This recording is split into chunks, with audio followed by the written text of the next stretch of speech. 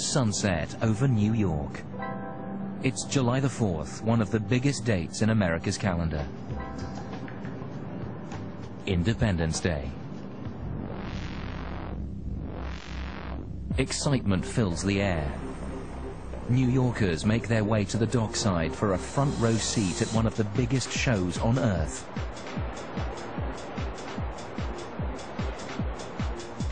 The most gigantic firework display. All over the world, people love fireworks. Nobody likes it more than the people in New York. We're convinced of that. For days, a team from Macy's department store has been coordinating a massive operation involving engineers, TV crews, police, and city and government officials. We deal with so many city agencies and so many people that work for those agencies, outside vendors, volunteers. All told, there's about 5,000 people that need to come together and be on the same page for this. A lot of effort for one of the biggest shows in the world. The vision of this man, firework designer Gary Souza. For me, the first few aerial shells that go in the sky, I am just totally thrilled. To me, that's the best moment in the whole show, because then I know that things are going to work. Souza knows he's only going to have one chance to get this right. By definition, you can't rehearse a fireworks show. Basically, you get one shot at it, and if it doesn't work, it basically sucks. The Macy's firework display will be one of the biggest and best ever. Yet, no matter how high-tech it all seems, even the most spectacular firework is the product of a very ancient technology. So, how do they do it?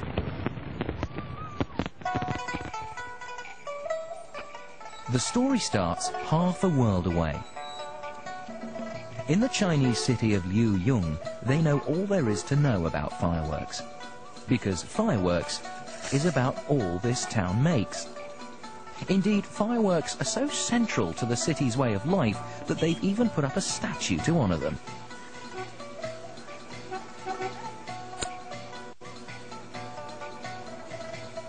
One of Liuyong's biggest employers is Black Cat. The company manufactures all sorts of fireworks which produce the most exotic effects.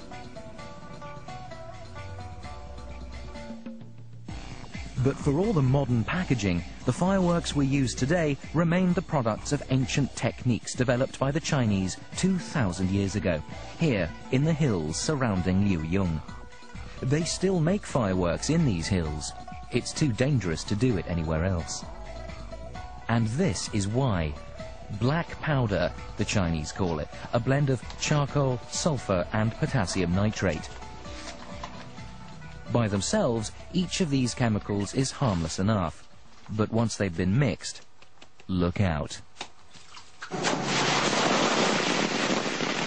The powder is mixed by day, and it's tested by night.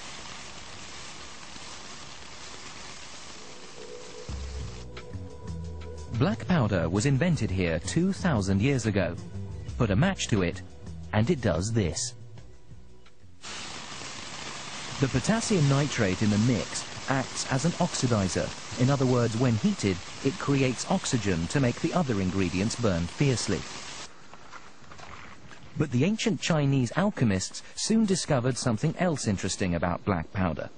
When it's packed into a confined space, like a tube, kaboom!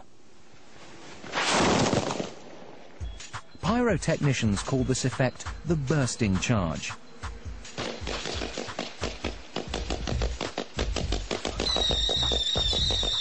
The ancients also learned that if you make a hole in the bottom of a firecracker, you can direct the force of detonation downwards. You get what is now called a lifting charge.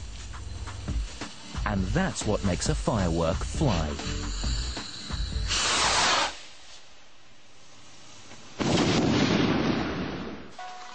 In the light of day, manufacturing continues. But now we come to the most astonishing secret ingredient essential to making a firework. How do they turn simple rockets into amazing fireworks that perform all kinds of fancy tricks?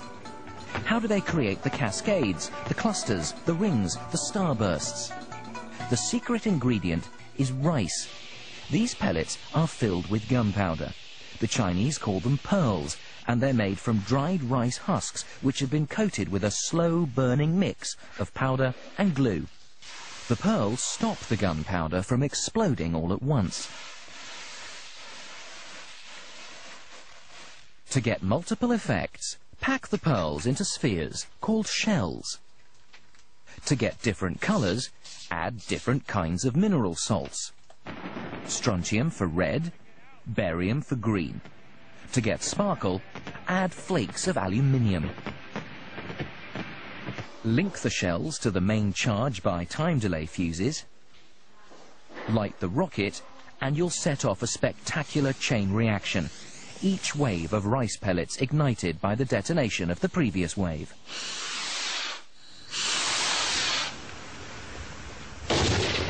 No matter how big or complex, all fireworks are based on this simple chain reaction effect. All you have to do is use more rice and different kinds of shell. July 4th, Manhattan. As darkness falls, anticipation builds. It's showtime. Back at the control center, the countdown begins. In a few short moments, the team here will unleash a barrage of high explosives across the city skyline.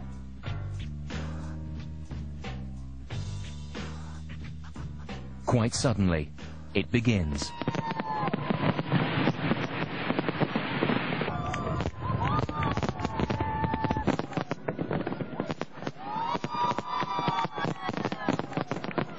At a rate of 1,000 shells a minute, the team launches a staggering 40,000 tons of high explosive into the sky. It's a truly awesome spectacle.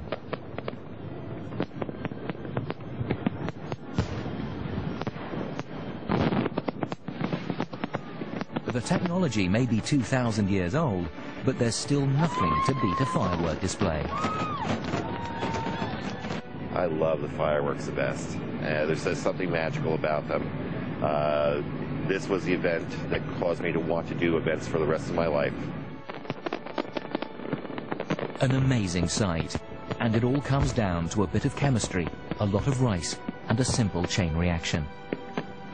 On July the 4th, thanks to Gary Souza and his team, and an age-old technology from China, New York City celebrates American independence with a bang.